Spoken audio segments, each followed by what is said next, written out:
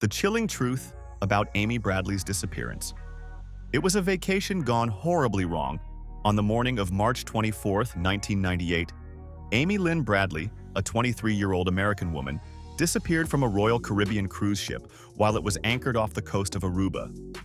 What seemed like a tragic but simple case of a missing person quickly spiraled into one of the most chilling mysteries in recent history. Despite exhaustive searches, countless theories, and desperate pleas from her family, Amy was never found.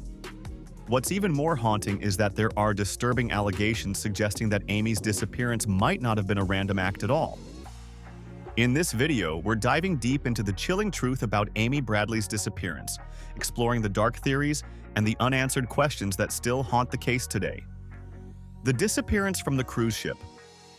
Amy's disappearance took place aboard the Rhapsody of the Seas, a Royal Caribbean cruise ship that was en route to the Caribbean. On the morning she vanished, Amy had been out on the deck, enjoying the view of the ocean, before she was last seen by a fellow passenger around 5:30 a.m. It was reported that she was in her cabin earlier that night, but when her parents woke up, Amy was nowhere to be found. Her belongings were still in her room and her purse was on the floor beside the bed. There was no sign of a struggle, no apparent reason for her to leave. Authorities initially assumed she had fallen overboard, but after combing the waters and surrounding areas, no trace of Amy was found. The circumstances surrounding her sudden disappearance, with no immediate evidence or explanation, left everyone with a chilling sense of unease. The ship's crew conducted a brief search, but it soon became apparent that this was no ordinary case.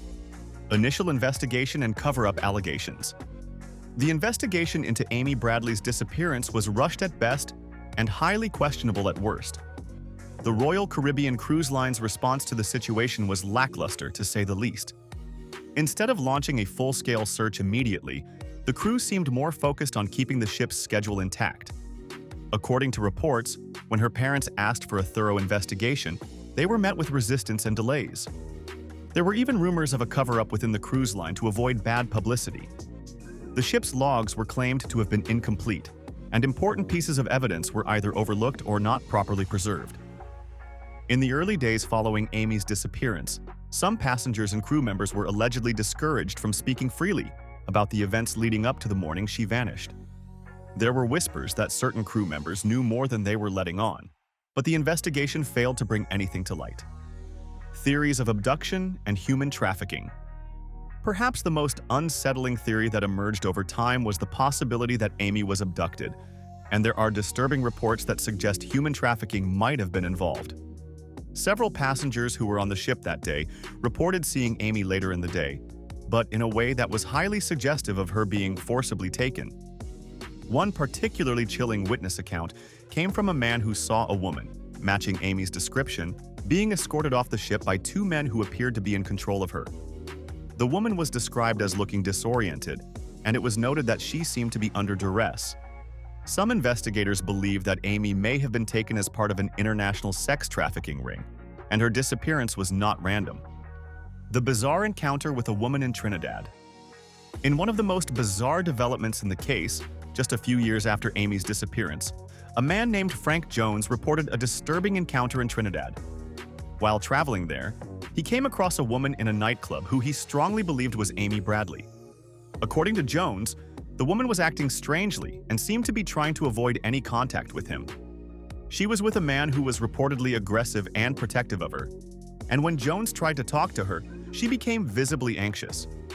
After asking the woman for her name, Jones said she quickly responded with, "My name is Amy." However, when Jones asked if she was the Amy Bradley, the woman grew scared and quickly left the club. Despite this shocking claim, the authorities were unable to confirm the identity of the woman. If this woman was indeed Amy, then it could suggest that she had somehow survived the abduction and was being held against her will. The cryptic messages from Amy's family. Over the years, Amy's family has made several public appeals, often releasing information they believed could lead to answers. One particularly haunting claim came in 2005 when Amy's brother Brad said that he had received a strange voicemail from a woman who identified herself as Amy.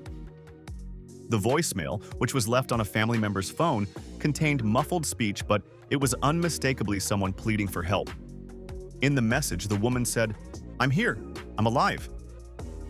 This voicemail was never definitively traced back to Amy, but it was a heartbreaking sign of the hope that the family clung to over the years.